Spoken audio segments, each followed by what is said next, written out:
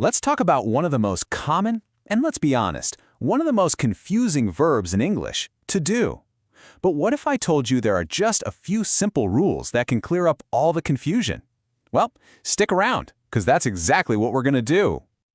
Have you ever heard someone say this? She don't like him. Something just sounds a little off, right? This is hands down one of the most common mistakes out there. But the good news is, once you see the pattern, you'll know exactly why it's wrong and how to fix it every single time. Okay, so our goal here is to take all that confusion and make it incredibly simple. We're going to swap out that uncertainty for just 3 little words: do, does, and did. By the end of this short explainer, you're going to feel totally confident using them. Let's get started. All right, first things first, the present tense. Now, this is where most of the mix-ups happen, but trust me, the secret is surprisingly simple. It really just boils down to one thing. Who are we talking about? And boom, here it is. This is the big rule you need to remember. English grammar kind of splits everyone into 2 teams here. For I, you, we, and they, you're always going to use do. But for that other group, he, she, and it, that's when you use does. That's it. That's the secret sauce. Let's see how it works. Let's see it in action. A super simple, everyday sentence. I do my homework after school. The subject is I, so we use do. Easy enough, right? Okay, now what happens if we change the person? He does his homework in the evening. See that? Because we're talking about he, the verb flips to does. It's all about that matchup between the subject and the right verb. Okay, so you've got the positive stuff down, but what about when you want to say no? Well, here's the best part. You already know the rule. We just add the word not, and the pattern is exactly the same. Let me show you what I mean. So for that first team, I, you, we, and they, do just becomes don't, which is just a shortcut for do not. So we do like to cook turns into we don't like to cook. Simple. And for our other team, he, she, it, does becomes doesn't, which is short for does not. So remember that sentence from the very beginning? The right way to say it is, she doesn't like him, and now you know exactly why. All right, you've totally nailed the present tense, and I've got great news for you. The past tense is so much easier. There's just one simple rule, and it works for absolutely everyone. You heard me. It doesn't matter if it's I, you, he, she, it, we, or they. If you're talking about something that already happened, the verb is always, always did. No exceptions. It's kind of nice, right? One less thing to worry about. For example, yesterday, they did the laundry. The subject is they, so we use did. But what if it was just him? Yesterday, he did the laundry. Still did. The person doesn't change a thing in the past tense. And guess what? It's the exact same easy rule for the negative past.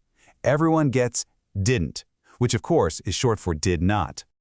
Here's a perfect example. He didn't call me. But you could also say, I didn't call him, or we didn't call them. It's always didn't. So the main takeaway here is, when you're in the past tense, you can just relax about who you're talking about. Okay, so as you're getting the hang of this, a couple of tricky questions might pop up, and that's totally normal. So let's just tackle 2 of the most common ones right now to make sure everything's crystal clear. This is such a good question, and a lot of people get stuck on this. Why do we say she doesn't have and not she doesn't has? I mean, we say she has, so it feels like it should work, right? It seems a little weird, but the rule is actually super straightforward. Okay, here's the golden rule. When you have 2 verbs together like doesn't have, you only change the first one. The first verb, does, already did the work. It changed to match she.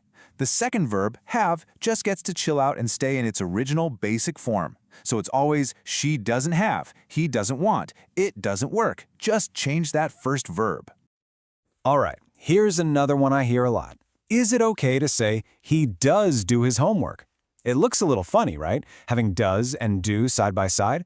And yeah, most of the time you wouldn't say this, but there is one special case where it's totally correct. You only use does do when you really want to emphasize something, like you're trying to prove a point. Imagine your friend says he never does his homework. You could answer back, no, you're wrong. He does do his homework. I saw him. See how you're stressing that word to show it's true? But for a normal, everyday sentence, you just say, he does his homework. Okay, you've learned the rules, you've seen the examples, and we've cleared up some of those tricky questions. Now for the most important part, making it all stick. It's time to practice. So, let's do a super quick summary just to lock this all in.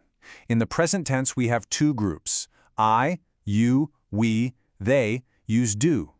He, she, it use does. And in the past tense, it's easy mode. Everyone gets did. And remember, the negatives, don't, doesn't, and didn't, they follow those exact same rules. All right, here's your 1-minute challenge. I want you to actually pause this in a second and say 3 sentences out loud. Ready? First, tell me something you do every day. Next, something a friend or family member does every day. And last, something you did yesterday. Seriously, go for it. This little exercise is the absolute best way to move this knowledge from just being in your head to something you can actually use. And just like that, you're good to go. So here's a final thought to leave you with. Now that you really know these rules, how many mistakes are you going to notice out in the real world?